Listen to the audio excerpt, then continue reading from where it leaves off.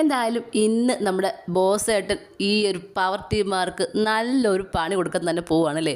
സത്യം പറഞ്ഞാൽ എനിക്കിത് കാണാൻ വേണ്ടി ഞാൻ വെയിറ്റ് ചെയ്യുകയാണ്. കാര്യം ഇന്നലത്തെ ഒരു അഹങ്കാരം കുറേ കൂടുതലായിരുന്നു. അതായത് പവർ ഉപയോഗിച്ച് എല്ലാവരെയും അങ്ങ് തളയ്ക്കാമെന്നായിരുന്നു നമ്മുടെ പവർ ടീമുകാരുടെ വിചാരം, ബിഗ് ബോസിനെ പോലും.